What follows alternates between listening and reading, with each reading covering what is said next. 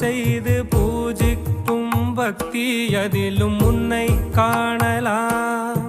பசி என்று தன் முன் வந்து கையேந்தி கேட்கும் போது தன் உணவை தந்தால் கூட உன்னை காணலாம்.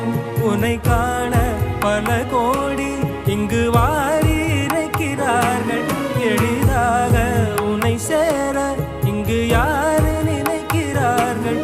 அலங்காரம் அதில் நீ இல்லை, அகங்கார மனதில் இல்லை. துளி கள்ளம் கபடம் கலந்திடாத அன்பில் இருக்கிறாய்.